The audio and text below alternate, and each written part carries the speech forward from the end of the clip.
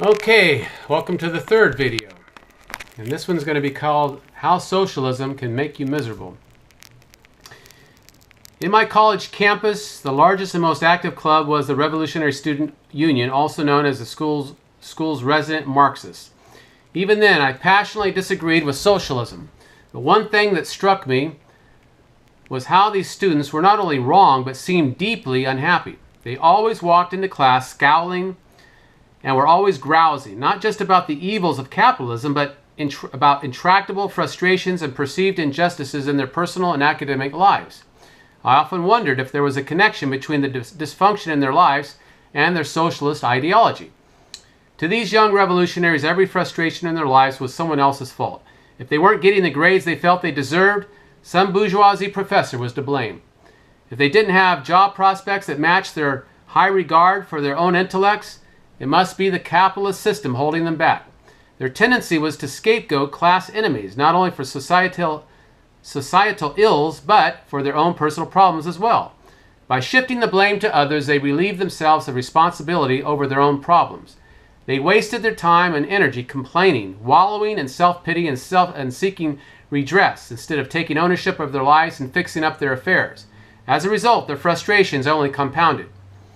This attitude also robbed them of one of the great pleasures in life, experiencing empathetic joy in the happiness of others. According to their zero-sum Marxist mindset, the prosperity of others came at the expense of their own prospects. So they resented anyone more successful than themselves. And they became so preoccupied with dragging other people down that they had little energy left over for lifting themselves up. If my student comrades ever did manage to impose socialism on the country, it would cause deep and widespread misery. And yet plenty of misery in their own lives was already being generated by the mere idea of socialism residing only in their minds. Yet in spite of this, and in spite of all the economic logic and evidence that shows that classical liberalism and capitalism enriches and frees the whole of society, while socialism enslaves and impoverishes it, these young socialists would still cling rigidly to their ideology. Why?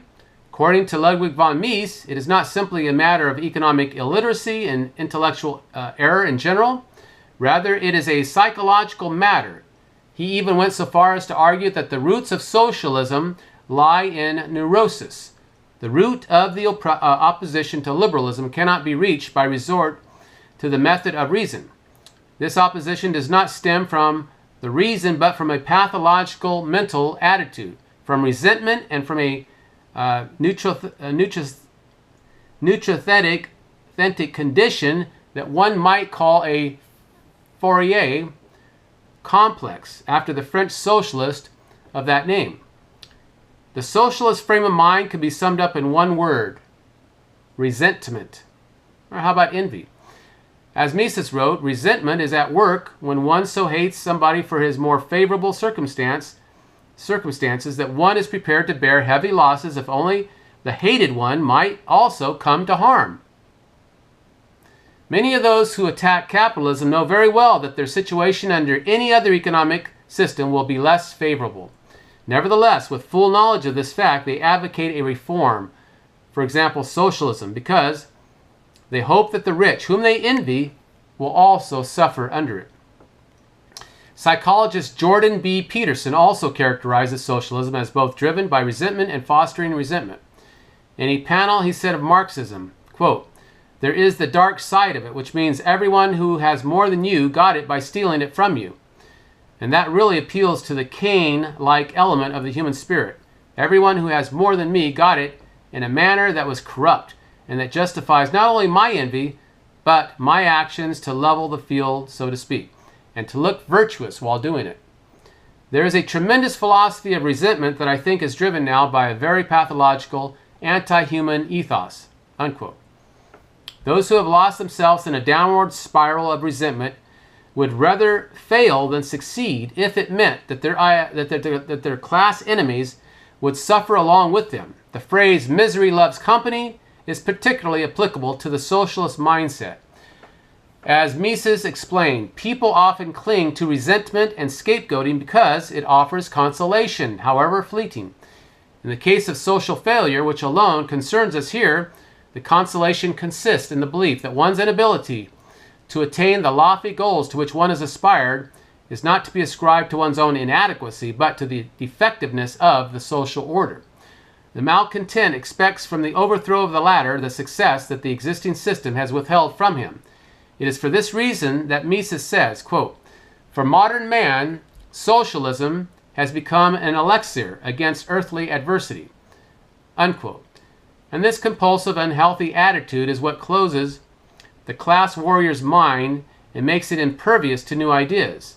As Mises wrote, socialism often amounts to a defense mechanism against an inferiority complex. The neurotic clings to his saving lie, and when he must make the choice of renouncing either it or logic, he prefers to sacrifice logic.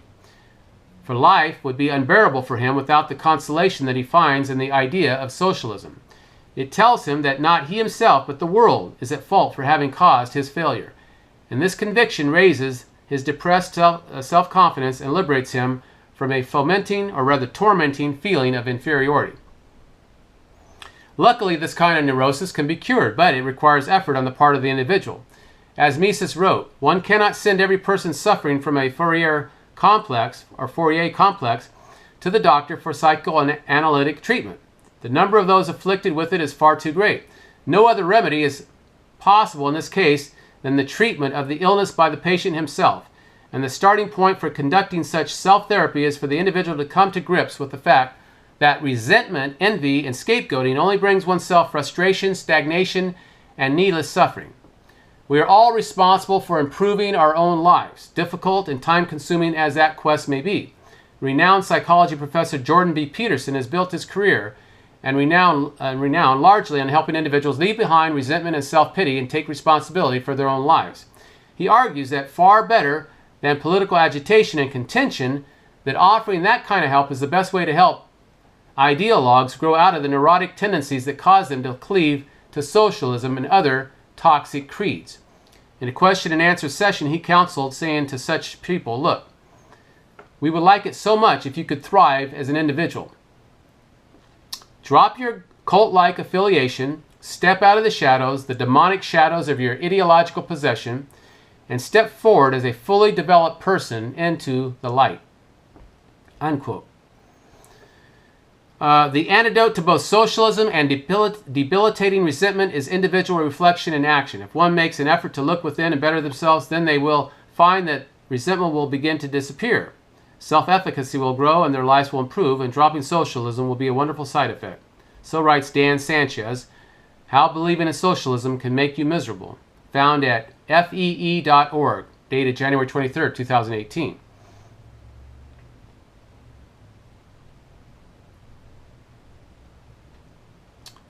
Taking personal responsibility for one's life leads to self-worth, which results in happiness. Well, I don't know. Self-worth, the self-worth of the individual, that's a psychological term. But we all esteem ourselves as worth something. Scripture tells us to esteem others better than ourselves and to love our neighbor as ourselves. Now, you cannot love yourself if you do not love God. But when we have God's love, we love God because he first loved us. Then we love ourselves as we should. We desire the best for ourselves, both in body and soul or spirit. And we take care of our body, which is a temple of the Holy Spirit. We love our neighbor in the sense we want their best good, both physically and spiritually. You see, we desire to see their salvation. As the late Harold Camping once said, what greater love can we have for our neighbor than that we should desire their salvation? You know, that doesn't mean that we can't help them physically. I mean, my wife and I took a young man into our home. We helped him. I don't know that he really was that grateful, or you know, he hasn't made an effort to even pay us back the money that he borrowed from us. And maybe he even blames us for helping him, or that, you know, basically I helped him get a job with Uber, and haven't heard from him in over a year and a half now. So sometimes you help people, and you know, it's like the Lord remembers those good deeds that you've done, even if they're not remembered by anybody else, and especially the one that you you did the good deed for. But we don't do the good deeds to be rewarded by men. We do them because God commands it. But it's a willing thing, you know. See, the problem with socialism is that eventually you run out of other people's money. That's what Margaret Sanger said. But really, seriously though, the problem with socialism is that it's theft. It's theft because it's forcing you to give up what you own and what you have a right to. And it forces you from, forces capital out of your hands into the hands of some other individual, often undeserving, simply for the sake of leveling the playing field, spreading the wealth, you see. But you could take all the wealth in the world and give it to the bottom 5% of the poor people, and the wealth will be wasted and disappear. That's almost the truth. I mean, simply because they don't have the financial, or rather the intellectual capital and the moral capital to know what to do with that money. They'll gamble it away. A lot of people have. When they've won the lottery or they come across an inheritance, they lose it. You know, they don't invest their money. All right, the Marxist Socialist U.S. Democratic Party. I guess there's an article coming here. Public trust in government is near historic lows. All right, the Socialist Democratic Party is totalitarian in nature, a bully, and believes the people are too stupid to run their own lives. There are three parts of this vile party. 1, the oligarchs. 2, the casuists. 3, the populists. The oligarchs, the post-industrial information age moguls, are almost entirely Democrats. Much of this has to do with geography and culture. Tech, media, and entertainment firms are almost entirely centralized, or rather concentrated, on either the west or east coast. Heavily dependent on imported labor, these firms particularly seek to expand their already large numbers of HIB indentured servants, under attack for their pervasive abuse of women and ignoring non-Asian minorities. These industries seek redemption by financing the anti-Trump resistance, even as they cash in on GOP economic policies. Their increasing control of media makes their pretense seem plausible. Everything from football and award shows now come with a blatantly political agenda. You know, you're either seeing somebody like Katy Perry dancing, prancing around on the football field, or Justin Bieber, or what's this other guy, Janet Jackson, and the other guy that, several years ago he pulled off part of her bra and exposed her breast. That was all planned. It was a show that they put on, and they made it look like it was an accident and so on. No. These things are not an accident for the most part. Their increasing control of media makes their pretense seem plausible. Everything from football awards, okay, I covered that. The top 5 tech giants are worth together more than $3 trillion. Allows these hip plutocrats to transcend most regulatory excess as long as it keeps them safe from antitrust enforcement and Bernie Sanders-style redistribution. The casuists, spelled C-A-U-S-I-S-T-S, the casuists, gay rights, feminists, extreme greens, retro-urbanists, and race-based political movements now constitute the ascendant wing of the Democratic Party today. Their passion, communication, and organizational skill increasingly drives the party agenda, turning traditional liberals increasingly into radicals with often extreme views. The current political physics tends to push each of these movements toward ever greater stridency and extremism. Instead of representing all fairly and equally, the socialist Democrats want to give benefits to some and punish those they hate. White people, males, and people of faith. Too bad the fake media refuses to be real journalists, instead of promoters of radicalism and totalitarianism. Greens, for example, not satisfied with improving air or water or even reducing greenhouse gases, increasingly threaten the very basis of middle-class aspiration, such as home ownership, and have tuned increasingly against capitalism itself. Similarly, gender advocates often err between a rightful advocacy of rights and protections for women and gays to insisting that whites and males in particular repent their biological essence. Similarly, social justice warriors can no longer be satisfied with incremental change or the idea of using economic growth to address issues of inequality and class mobility. In their brave new world, non-citizens are treated no differently than those who went through the process and may even get the vote, at least in California. They also increasingly demand single-payer health care and free college, which will require much higher taxes. And at some point in their drive for something akin to Scandinavian socialism, they may run directly into the interests of the oligarchs, who, despised by the left, still fund the party and many casuists. And then there's the populists. In deep blue fortress cities with large populations of educated global citizens, the casuist views are widely accepted without question. But in much of the country, most importantly the Midwest, neither the oligarchs nor the zealots have much hold outside big city cores and college towns, marginalized in a party dominated by identity issue activists and the big money of the post-industrial hierarchy. The other factions' agenda: free trade globalism, uncontrolled immigration, strident social liberalism, and identity politics. So writes Joel Kotkin, spelled Kotkin, in an article, The Three Faces of the Democratic Party, found at capoliticalreview.com, C-A-P-O-L-I-E, capoliticalreview.com, dated February 5th. All right? If you put all the pieces together, here's what you get. The DNA rigs the Democratic primary election against Bernie Sanders so Hillary can win the nomination. Obama's administration starts to request surveillance on Trump, his family, his transition team, and anyone associated with him. Donna Brazile gives Hillary the questions to a debate. The DNA pays Christopher Steele to come up with a smear dossier about Trump. The mainstream media releases a taped conversation about Trump talking about grabbing women parts. After all, this Trump still wins the general election. Obama orders an investigation into Russia meddling in our elections. Obama changes Executive Order 12333 to allow more agencies to have access to surveillance data. The Democratic Party comes up with a scandal that Trump colluded with Russia to win the election with no evidence or proof. This wild claim is backed up by the mainstream media. Obama holdovers start unmasking Trump's transition team and staff members, then releases the classified information to the mainstream media. Why? Because the DNC and the Obama administration colluded with the intelligence community to thwart Trump's campaign efforts to get him elected president. All this Russia collusion is an attempt to cover up the fact that the Obama administration, the intelligence community, the DNC, along with the mainstream media, used our nation's surveillance as a political tool to try to get Hillary elected president. This makes Watergate look like a kindergarten play. Let that sink in.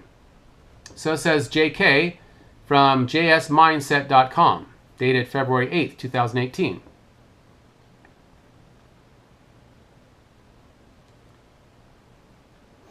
America was founded on getting away from professional government. The British monarchy was a professional government. Like all professional governments, it was hereditary. Professional classes eventually decide to pass down their privileges to their kids. America was different. We had a volunteer government. That's what the Founding Fathers built. This is a civil war between volunteer governments elected by the people and professional governments elected by, well, themselves. Of the establishment, by the establishment, and for the establishment. You know, the people who always say they know better, no matter how many times they screw up because they're the professionals. They've been in Washington, D.C. politics since they were in diapers. I could go on, but I'm going to stop right now. I'll post some of this to my YouTube channel, listreetpreacher.com. All right? The remark by the editor, Artie McMaster of this newsletter says, Eastern Europeans who lived under communism say today's U.S. Democratic Party is really the Communist Party, whose tyranny they suffered under for decades. House Minority Leader Nancy Pelosi gave the longest House floor speech since at least 1909 on February the 7th, talking for more than 8 hours to demand a vote on legislation to protect dreamers, illegal invading immigrants, from deportation. The Democratic group backed by former President Obama said it plans to invest millions of dollars, like George Soros's money, in state-level elections in 11 states this year, with its heaviest focus on Ohio. Hillary Clinton said she is committed to urging American voters to participate in 2018 midterm elections to get the sexism out of politics. She says, I believe, quote, I believe the only way to get sexism out of politics is to get more women into politics, and that's never been more at stake than right now.